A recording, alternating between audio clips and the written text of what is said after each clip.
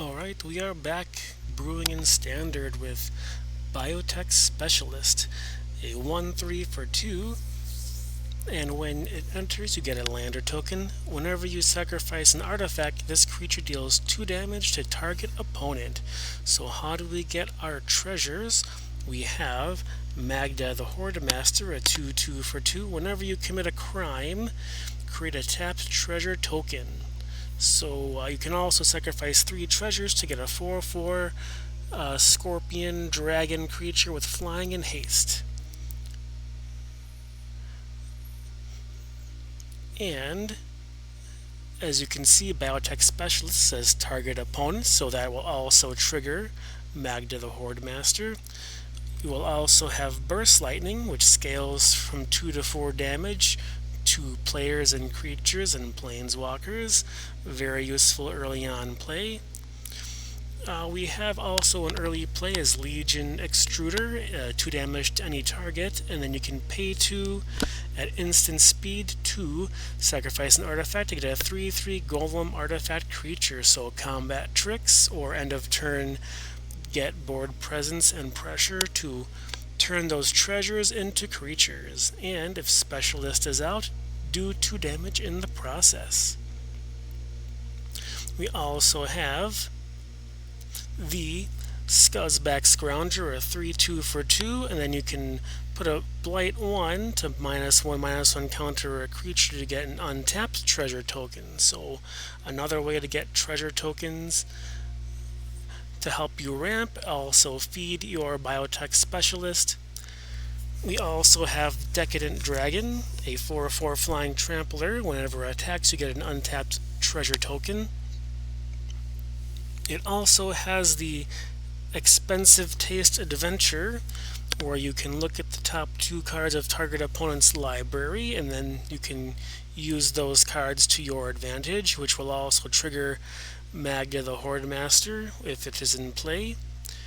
We also have Nova Hellkite, 4/5 flying haste. Whenever it enters, it deals 1 damage to target creature an opponent controls. If you have Magda out, that will also get you a treasure token tapped. It also warps as well, so early on damage 2. We also have the greatest generator of treasures, Goldvein Hydra. It's a sink for your treasures, and also when it dies, you just get its power back in treasures. Vigilance, Trample, and Haste give it good offense, good defense, and Trample makes it something your opponents will have to deal with or die because of it. We also have Nature's Rhythm as a 2-of, just to multiply the amount of Biotech Specialists that we have in the deck. It also has the Harmonize costs, which you should have no trouble playing from your graveyard to get another specialist if you need. We also have Fire Magic. This deck is built for a cub environment, and so this was the main deck play here that has worked quite well until the recent shift in standard away from those kinds of decks. So this could be a wild card slot for any other improvements you want to make the deck better or help your matchups. Also, we have Restless Ridgeline, a manland that also buffs an attacker and untaps it. Not irrelevant because you have flyers and tramplers, so you can push through that extra damage with your lands. We do have the 1 swamp splitting 2 into forests because we do have that black mana source. Fabled Passage is another way to thin your deck out.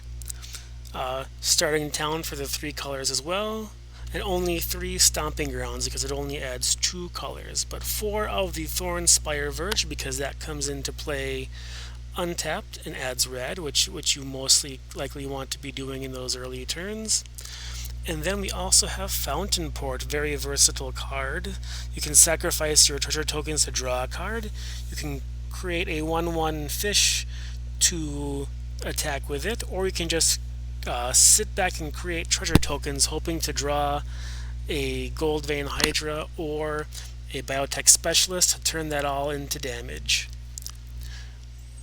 So that is the main board. The sideboard, we have my favorite 1 mana green card in standard. Pick your poison. Usually destroys what you want it to destroy. Also, we have more hate for small creature decks with Pyroclasm. Sear as a way to get Ouroborioid off the table, or other creatures and planeswalkers within range. Cease and Desist, combination graveyard spot removal, and also enchantment and artifact removal for those all-in artifact or enchantment greedy decks. Vibrance for some mid-range play and some early removal if needed. And then Torpor Orb to get rid of all those enter the battlefield effects from decks that do that. Soul Guide Lantern will probably be a Torpor Orb once I get my last wild card. So there you have it, Gruul Treasures in Standard. It's been serving me well up until the recent shift in the metagame, but maybe it'll be good again in the future. Let me know what you think. Have a nice day.